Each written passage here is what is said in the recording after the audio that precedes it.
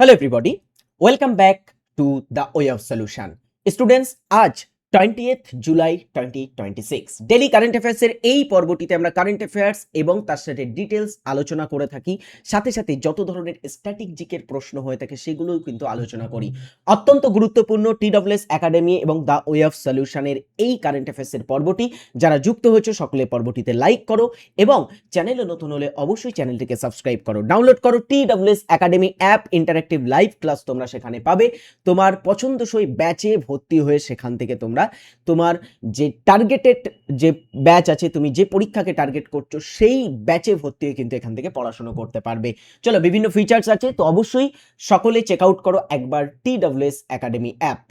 আমরা শুরু করছি আজকের প্রথম প্রশ্ন দিয়ে। সম্প্রতি ঘোষিত 72তম জাতীয় চলচ্চিত্র পুরস্কারে কোন চলচ্চিত্রটি সেরা ফিচার ফিল্ম বিভাগে পুরস্কৃত হয়েছে? অপশনে আমরা পাচ্ছি চন্দু চ্যাম্পিয়ন, তারপরে হচ্ছে আমারন, কালকি 2898 এডি এবং আর্টিকেল 370। সঠিক উত্তর এখানে হবে article 370। The 17th national film award winners were announced on Saturday with Article 370 emerging as the best feature film। তো সম্প্রতি 72তম জাতীয় চলচ্চিত্র পুরস্কার ঘোষণা করা হয়েছে শনিবারের দিনে, এবং সেখানে আর্টিকেল 370 বলে এই যে সিনেমাটা, এটা বেস্ট ফিচার ফিল্ম বা সেরা ফিচার ফিল্মের বিভাগে পুরস্কৃত হয়েছে। দেখো, শনিবার এই যে পুরস্কারটি দেয়া হলো সেখানে আর্টিকেল 370 সেরা ফিচার ফিল্মের খেতাব জিতেছে, সাথে সাথে আর্টিকেল 370 এই সিনেমাতে অভিনয়ের জন্য অভিনেত্রী ইয়ামি গৌতম সেরা অভিনেত্রীর পুরস্কার পেয়েছেন।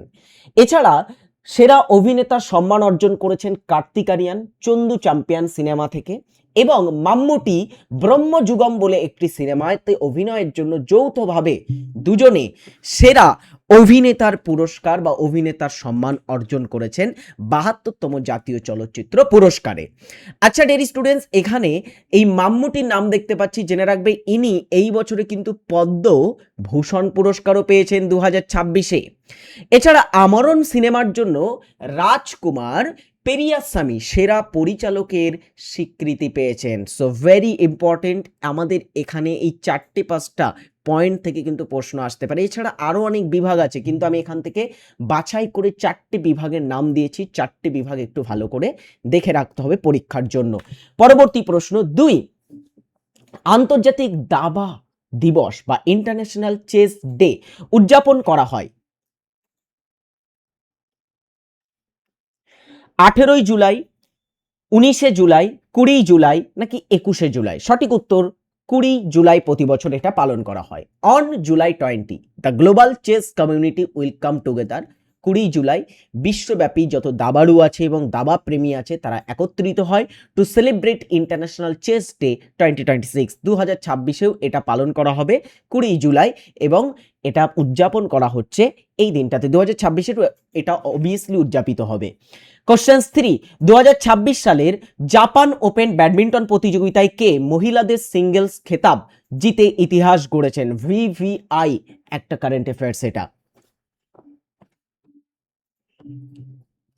জাপান ওপেন হচ্ছে একটি ব্যাডমিন্টন প্রতিযোগিতা, BWF এর অধীনে এটা, মানে ব্যাডমিন্টন ওয়ার্ল্ড ফেডারেশন যেটা আছে তাদের অধীনে এটা অনুষ্ঠিত হয়ে থাকে। জাপান ওপেন প্রতিযোগিতায় মহিলাদের সিঙ্গেলস খেতাব জিতে ইতিহাস গড়লেন ভারতের দাবার ব্যাডমিন্টন তারকা PV সিন্ধু। অবভিয়াসলি ইনি অলিম্পিকে দুটি কিন্তু পদক জিতেছেন, একটা রৌপ্য পদক, এবং ভারতীয় মহিলা অলিম্পিয়ানদের মধ্যে প্রথম যিনি অলিম্পিক গেমসে রৌপ্য পদক জিতেছিলেন তিনি এই PV সিন্ধু। পরবর্তীতে তিনি একটা ব্রোঞ্জ পদকও জিতেছিলেন। চলো, PV Sindhu won the Japan Open women's single titles. এছাড়া বলা হচ্ছে BWF Japan Open 2026 PV Sindhu ends long title rout while Christoph Popov victorious in men singles. তো PV সিন্ধু তার যে লম্বা সময় ধরে তার খেতাবের তালিকায় যে খরা এসেছিল, ড্রাউট মিন্স হচ্ছে খরা, হ্যাঁ, তো যে খরা এসেছিল সেই খরার কিন্তু অবসান ঘটেছে, এবং ক্রিস্টো পপভ, যিনি একজন ফ্রেঞ্চ বা ফরাসি ব্যাডমিন্টন তারকা, সম্প্রতি তিনি জাপান ওপেন মেন সিঙ্গেলস খেতাব জিতেছেন। Very important. এরপরের 4 নম্বর প্রশ্নে চলে আসি আমরা। ক্ষতিপূরণ ও জরিমানা সংক্রান্ত বিবাদগুলির বন্ধুত্বপূর্ণ মীমাংসার জন্য ইপিএফও কোন নতুন স্কিম চালু করেছে?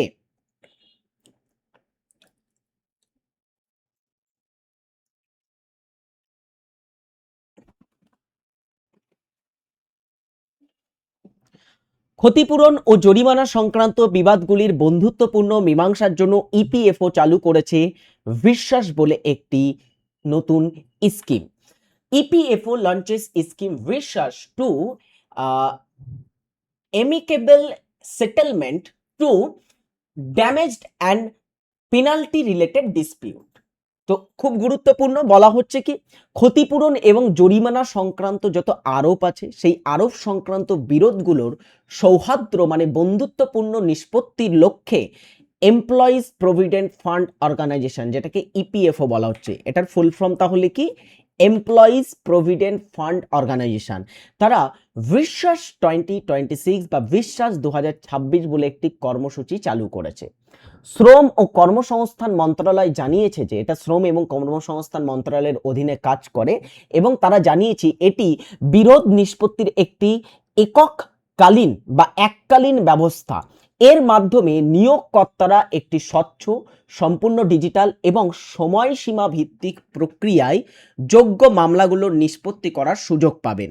বিজ্ঞপ্তি প্রকাশের তারিখ থেকে 6 মাস পর্যন্ত এই কর্মসূচি কার্যকর থাকবে। মন্ত্রণালয় আরও জানিয়েছে কর্মীদের স্বার্থ রক্ষার পাশাপাশি স্বেচ্ছায় নিয়ম মেনে চলার প্রবণতা বৃদ্ধি, আইনি বিরোধ কমানো এবং জরিমানা ও ক্ষতিপূরণ সংক্রান্ত দীর্ঘদিনের অমীমাংসিত যে বিরোধগুলো আছে সেই বিরোধ দ্রুত নিষ্পত্তির উদ্দেশ্যে এই উদ্যোগটি গ্রহণ করা হয়েছে। খুব গুরুত্বপূর্ণ একটা, কিন্তু বিশ্বাস 2026 থেকে আমাদের পরীক্ষায় প্রশ্ন আসতে পারে। এটা 29th অফ জুনে লঞ্চ করা হয়েছে, এটা চলবে 29th ডিসেম্বর পর্যন্ত, মানে এই বছরের শেষ পর্যন্ত প্রায় কিন্তু চলবে। হ্যাঁ, এটা সেটেল লিটিগেশন ইপিএফ ড্যামেজেস বলে একটা বিশেষ ট্যাগলাইনের মাধ্যমে এটা কিন্তু চালু করা হয়েছে। চলো এরপরের প্রশ্ন আমরা দেখি 5। সম্প্রতি সেরহি কোরেতাস্কি কোন দেশের নতুন প্রধানমন্ত্রী হিসাবে নিযুক্ত হয়েছেন?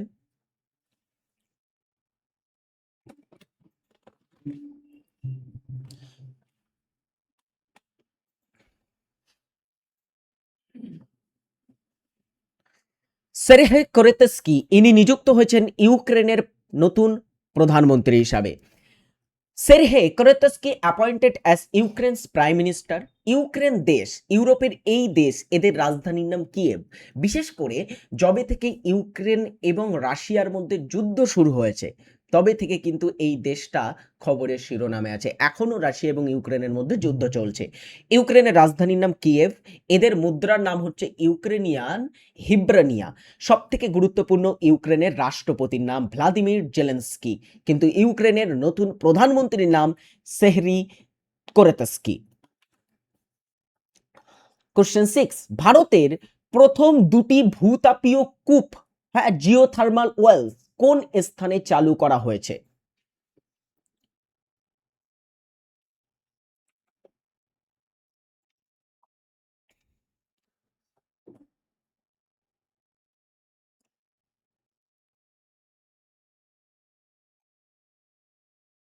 এটি চালু করা হয়েছে লাদাখ কেন্দ্রশাসিত অঞ্চলে।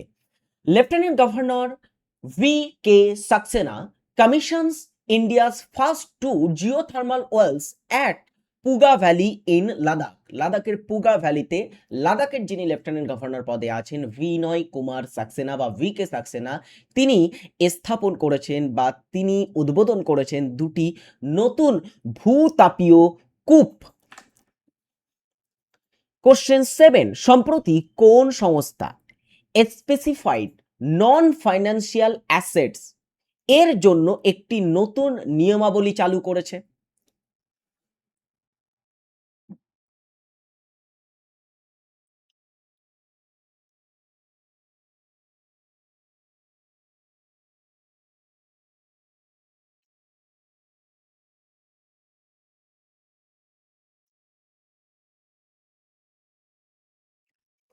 সম্প্রতি স্পেসিফাইড নন ফাইন্যান্সিয়াল অ্যাসেটসের জন্য নতুন একটি নিয়মাবলী চালু করেছে আরবিআই বা reserve bank of India. The reserve bank of India has introduced the concept of specified non financial assets. দেখো এটা আসলে কি একটু বলি, ঋণ খেলাপি হওয়ার জন্য মাঝে মধ্যে কিন্তু অনেকে ব্যাংক থেকে ঋণ নেয় এবং সেই ঋণটা শোধ করে না। তো এই যে ঋণ খেলাপি এটা হওয়ার ক্ষেত্রে রিজার্ভ ব্যাংক অফ ইন্ডিয়া সম্প্রতি নির্দিষ্ট আর্থিক সম্পদ বা স্পেসিফাইড নন ফিনান্সিয়াল অ্যাসেটসের ধারণা প্রবর্তন করেছে। খুব গুরুত্বপূর্ণ, পরীক্ষায় কিন্তু এটা থেকে প্রশ্ন আসতে পারে, ভিভিআই এই প্রশ্নটা কিন্তু।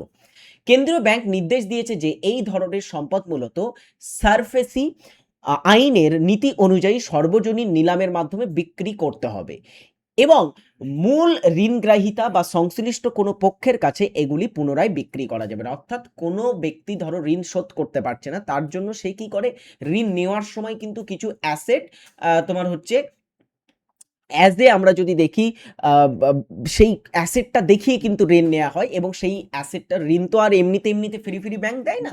তো ব্যাংকের কাছে কোনো একটা অ্যাসেট, কোনো জমি বা কোনো কিছুর কিন্তু রাখতে হয় ব্যাংকের কাছে, সেটা কিন্তু কিছুদিনের জন্য রাখতে হয়। সো যদি ব্যাংকের ঋণ শোধ না করতে পারে তখন কিন্তু সেটাকে ব্যাংক সিজ করতে পারে বা ব্যাংকের অধীনে সেটা চলে যেতে পারে এবং সেই ব্যাংক সেটা সারফেসি আইন হচ্ছে একটা নিলামের মাধ্যম, ঠিক আছে। এই নিলামের মাধ্যমে বিভিন্ন যারা ঋণ শোধ করতে পারে না বা এই টাইপের বিভিন্ন আইটেমসগুলো হয়ে থাকে বা বিভিন্ন যে অ্যাসেটগুলো হয়ে থাকে, সম্পদগুলো হয়ে থাকে, সেই সম্পদগুলোর নিলাম করা হয়ে থাকে। তো এখানে বলা হচ্ছে ওই যে সারফেসি আইনের মাধ্যমে ওগুলোকে বিক্রি করতে হবে এবং বিক্রি কিন্তু যে ব্যক্তি ঋণ দিতে পারেনি বা যে ব্যক্তি ঋণ নিয়ে সেটা শোধ করতে পারেনি তার কাছে বা তার কোনো কাছের লোকের কাছে বিক্রি করা যাবে না, এটাই বলা হচ্ছে। তো বলা হচ্ছে এসএনএফএ বলতে সেই সব স্থাবর সম্পত্তিকে বোঝায় যা ব্যাংকগুলি ঋণ দাতাদের ঋণ পরিশোধের ব্যর্থতার ফলে নিজেরা দখল নেয়। ব্যাংক কিন্তু দখল নেয় মাঝে মধ্যে। আচ্ছা, বকেয়া ঋণ নিষ্পত্তির অংশ হিসাবে ব্যাংক কর্তৃক গৃহীত আবাসিক ভবন, বাণিজ্যিক সম্পত্তি, শিল্প কারখানা, যে কোনো জিনিস কিন্তু আমরা দেখব গিরবি, হিন্দিতে বলা হয় গিরবি রাখা বা বন্ধক রাখা, এক কথায় বলা হয়, এটা কিন্তু রাখা হয়ে থাকে। তো এটাকে অ্যাকচুয়ালি এই ভাষায় বোঝায় না, বাট এরকম কিছু একটা রাখতে হয়। অন্যান্য রিয়েল এস্টেট, এই ধরনের যে সম্পদগুলো বাজেয়াপ্ত বা ঋণে এইগুলো ব্যাংকের কাছে চলে যায়, সেইগুলোর কথা বলা হচ্ছে। আরবিআই তার commercials banks resolution of trades assets directions 2025 বা 2025-এর আওতায় থার্ড অ্যামেন্ডমেন্ট ডিরেকশনস 2026-এ জারি করেছে রিসেন্টলি। এই নতুন বিধিনিষেধগুলোর একটি সামগ্রিক কাঠামো তৈরি করে যার মাধ্যমে ঋণ খেলাপিদের কাছ থেকে প্রাপ্ত আর্থিক সম্পদ ব্যাংকগুলি কিভাবে অধিগ্রহণ, মূল্যায়ন, ব্যবস্থাপন এবং নিষ্পত্তি করবে তা নির্দেশনা করা হয়েছে। বুঝেছো, এই হচ্ছে ব্যাপার। তো এরপরে চলো আমরা প্রশ্নে চলে আসি। কোশ্চেন 8-এ বলা হচ্ছে সম্প্রতি প্রয়াত গ্যারি সোবার্স মূলত কোন খেলার সাথে যুক্ত ছিলেন?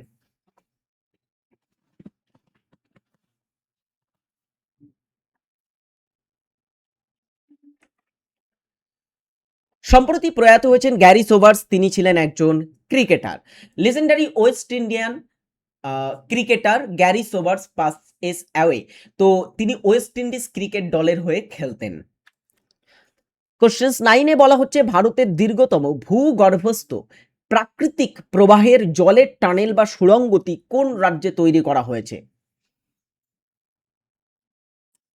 প্রায় 18 বছর পরে আমরা দেখব আবারও কিন্তু খবরের শিরোনামে এসেছে ভারতবর্ষের সবথেকে দীর্ঘতম ভূগর্ভস্থ অর্থাৎ আন্ডারগ্রাউন্ড প্রবাহিক বা প্রাকৃতিক প্রবাহের জলের টানেল বা সুড়ঙ্গ, সেটা মধ্যপ্রদেশ রাজ্যে নির্মাণ করা হচ্ছে।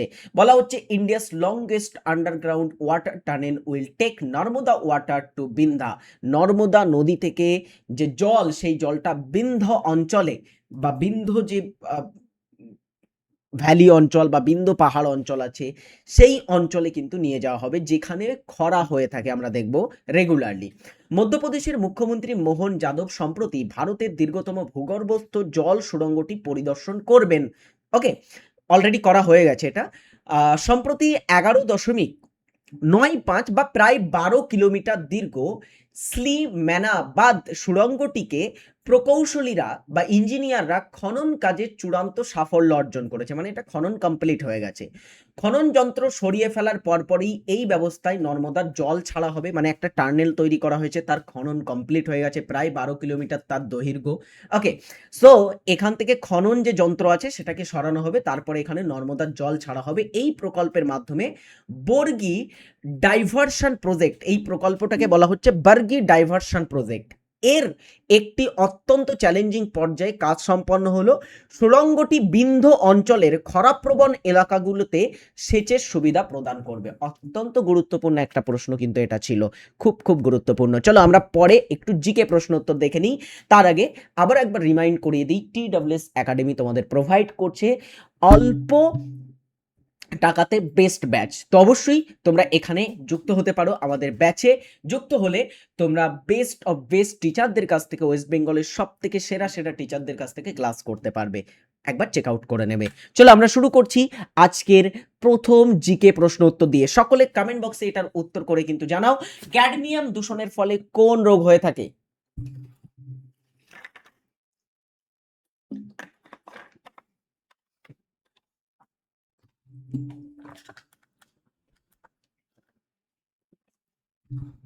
দেখো, ক্যাডমিয়াম বা এই ধাতুর দূষণের কারণে বিভিন্ন রোগ হয়, যেমন মিনামাতা পারদ দূষণের কারণে হয়। পারদ বা মার্কারি দূষণের কারণে আমরা দেখব মিনামাতা রোগ হয়। সো এখানে ক্যাডমিয়াম দূষণের ফলে হয়ে থাকে ইতাই রোগ। আচ্ছা, স্কারবি এবং রিকেট এই দুটি ভিটামিন বিশেষ করে তার অভাবে হয়ে থাকে। স্কারবি রোগ হয়ে থাকে ভিটামিন সি এর অভাবে, আর রিকেট রোগ হয়ে থাকে ভিটামিন ডি অথবা ক্যালসিয়ামের অভাবজনিত রোগ এগুলি।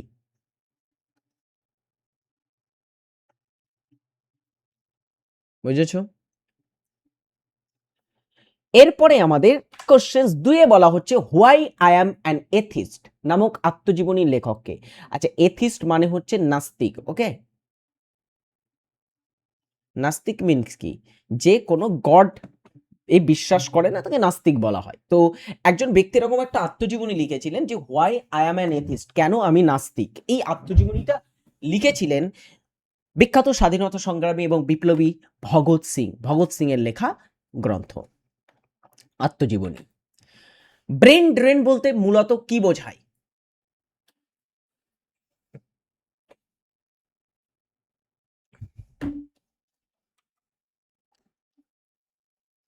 সকলে পর্বটিতে লাইক করো মাই ডিয়ার স্টুডেন্টস।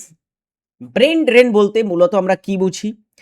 প্রথমে বলা হচ্ছে অদক্ষ শ্রমিকদের এক দেশ থেকে অন্য দেশে স্থানান্তর, মেধাবী ও দক্ষ পেশাজীবীদের উন্নত দেশে চলে যাওয়া, বুদ্ধিভিত্তিক গবেষণার পতন এবং অর্থের অপচয়, কৃষকদের গ্রাম থেকে শহরে স্থানান্তর। তাহলে ব্রেন ড্রেন বলতে আমরা বুঝি অপশন বি, মেধাবী বা দক্ষ যারা আমাদের ভারতবর্ষের ছাত্র বা পেশাজীবী বা যারা জব করে, ঠিক আছে, এমন যারা আছে তারা দেশ ছেড়ে অন্য উন্নত দেশে চলে যায়, এটাকে ব্রেন ড্রেন বলা হয়। যেমন আমি উদাহরণ দিই, সুন্দর পিচাই গুগলের সিইও আমরা জানি, আসলে তিনি কি ভারতে কাজ করেন? তিনি এখন আমেরিকান নাগরিক, আমেরিকায় গুগলের হয়ে তিনি কাজ করেন, আমেরিকান কোম্পানির হয়ে কাজ করেন, অর্থাৎ ভারতের মেধা সেটা চলে গেছে আমেরিকাতে। তো এই যে মেধা আমাদের ভারত থেকে অন্য দেশে চলে যাচ্ছে অ্যাভেলেবেল, ভারতবর্ষের প্রচুর কিন্তু এরকম ব্যক্তি, সত্য নাদেলা থেকে শুরু করে, হ্যাঁ, পরাগ জৈন থেকে শুরু করে প্রচুর ব্যক্তিরা আছে যারা কিন্তু বাইরের উন্নত দেশে গিয়ে তারা মূলত তাদের পেশা অবলম্বন করছে। তো মেধাবী বা দক্ষ ছাত্র বা পেশাজীবীরা যখন অন্য দেশে চলে যাবে সেটাকে ব্রেন ড্রেন বলা হবে। আচ্ছা, এখানে বলা হচ্ছে যেমন বিজ্ঞানী, চিকিৎসক, প্রকৌশল এবং গবেষক যে কেউ হতে পারে উন্নত জীবন এবং কর্মসংস্থানের আশায় স্থায়ীভাবে বিদেশে চলে যাওয়ার প্রক্রিয়াকে ব্রেন ড্রেন বলা হচ্ছে। 1960-এর দশকে যুক্তরাজ্যের রয়্যাল সোসাইটি বিজ্ঞানীদের আমেরিকা বা ইউরোপে চলে যাওয়ার ঘটনাটিকে বোঝাতে প্রথমে এই শব্দটি ব্যবহার করে। এখনো আমরা দেখব প্রত্যেকে কিন্তু আমাদের অনেক শ্রেণীর মানুষ আছে, তাদের মধ্যে কিন্তু এটা একটা প্রবণতা আমরা দেখতে পাই, হ্যাঁ, যে অন্য দেশে কোনো ইউরোপ বা ইউরোপিয়ান কান্ট্রি বা আমেরিকা এই টাইপের কান্ট্রিতে গিয়ে কাজ করার কিন্তু শখ অনেকের মধ্যে থাকে। সো এই ব্যাপারটাকেই কিন্তু বলা হচ্ছে ব্রেন ড্রেন। এটা 1960-এর দশকে যুক্তরাজ্যের রয়্যাল সোসাইটির বিজ্ঞানীরা নামটা দিয়েছিলেন, শব্দটা উদ্ভাবন করেন। এরপরে ভারতের বৃহত্তম হরপ্পা সভ্যতার কেন্দ্র কোনটি?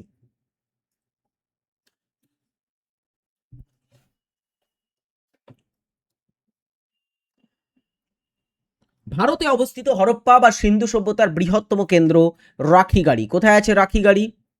রাখিগাড়ি আছে মাই ডিয়ার স্টুডেন্টস হরিয়ানাতে। আচ্ছা, এখানে দেখো ধোলাভিরা এবং লোথাল এই দুটি আছে গুজরাট রাজ্যে। এর মধ্যে ধোলাভিরা একটা বিশ্ব ঐতিহ্যবাহী স্থান। কালিবাঙ্গান কোথায় আছে? রাজস্থানে। এর পরের প্রশ্নতে আমরা দেখি, শাশ্বতী সেন, শোভনা নারায়ণ, আদিতি মঙ্গল দাস কোন শাস্ত্রীয় নৃত্যের সাথে যুক্ত?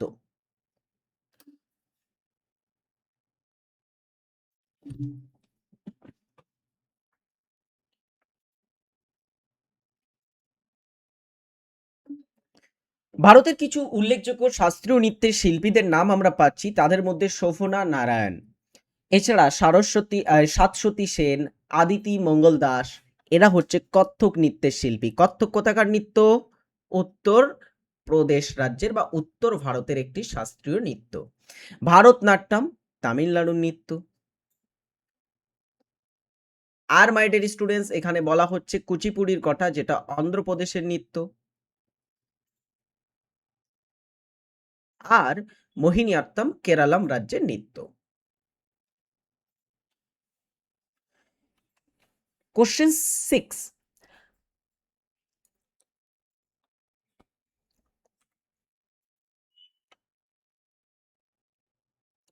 আন্তর্জাতিক জীববৈচিত্র্য দিবস কবে পালিত হয়?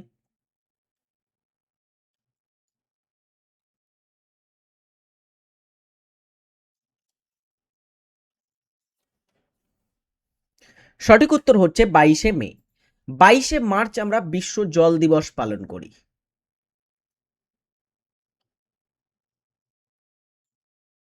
আচ্ছা, 22শে এপ্রিল হচ্ছে বিশ্ব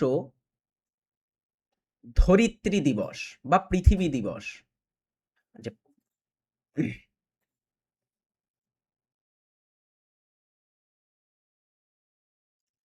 আর আমরা 5ই জুন পালন করি বিশ্ব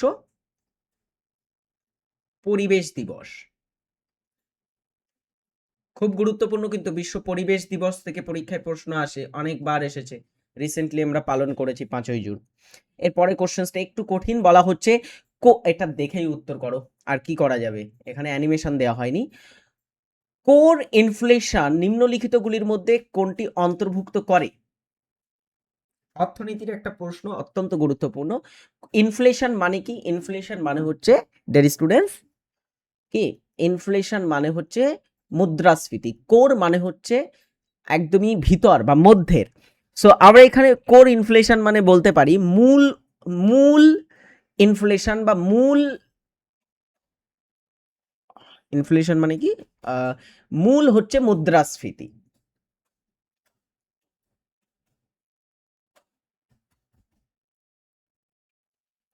চলো, মূল মুদ্রাস্ফীতি বলতে আমরা এটা বুঝি, ঠিক আছে? সরি, এটা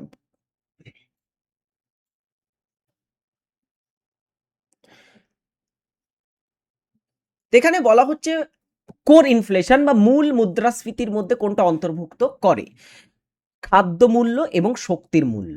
শক্তি মানে এখানে এনার্জির কথা বলা হচ্ছে। নিচের দেওয়া কোড ব্যবহার করে নির্বাচন করুন, কেবল একটা নাকি কেবল দুটি, 1 এবং 2 উভয় নাকি 1 এবং 2 কোনোটিই নয়। সঠিক উত্তর অপশন ডি হবে, 1 এবং 2 কোনোটিই নয়। দেখো, কোর ইনফ্লেশন বা মূল মুদ্রাস্ফীতি হলো এমন একটি অর্থনৈতিক পরিমাপ যা জীবনযাত্রার সামগ্রিক মূল্যবৃদ্ধি থেকে খাদ্য এবং জ্বালানির মতো পরিবর্তনশীল খাতগুলো বাদ দিয়ে হিসাব করা হয়ে থাকে। ওকে, এই দুটোর দাম অটোমেটিক্যালি কিন্তু বাড়া কমা হয়ে থাকে সব সময়। দেখবে পেট্রোলের দাম বা গ্যাসের দাম অথবা তোমার হচ্ছে বিভিন্ন জ্বালানির দাম, খাদ্য সামগ্রীর বিভিন্ন দাম অটোমেটিক্যালি বাড়া কমা কিন্তু হতে থাকে। সো এই কারণে এটা বাদ দেওয়া হয়। এটি কেন্দ্রীয় ব্যাংকগুলোকে দীর্ঘমেয়াদী মুদ্রাস্ফীতির প্রবণতা বুঝতে বা সুদের হার নির্ধারণের মতো নীতি গ্রহণে সাহায্য করে। মানে এক কথায় বলতে গেলে আমরা যে repo rate, reverse repo rate, bank rate এগুলো তৈরি করে থাকে আমাদের কেন্দ্রীয় ব্যাংক বা বিভিন্ন অন্যান্য বাণিজ্যিক ব্যাংক, তারা যে সুদের হারে বিভিন্ন ঋণ দিয়ে থাকে, এইগুলো তাদের কিন্তু বুঝতে সুবিধা হয়। এবং এই কোর ইনফ্লেশনের উপরে বেস করেই কিন্তু বিভিন্ন ব্যাংকের সুদের হার বা ইন্টারেস্ট রেট ঠিক করা হয়ে থাকে। ভারতের ক্ষুদ্রতম রামসার সাইট কোনটি? চিল্কা হ্রদ হচ্ছে প্রথম রামসার সাইট, জেনে রাখবে।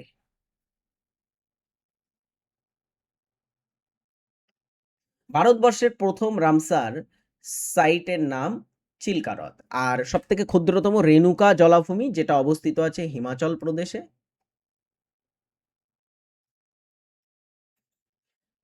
এরপরের প্রশ্ন, দৃষ্টিহীন মহিলাদের টি-20 বিশ্বকাপ 2025 কোন দেশ জিতেছে?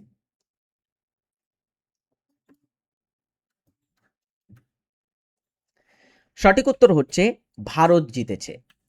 পুনা সর্বজনীন সভা প্রতিষ্ঠা করেছিলেন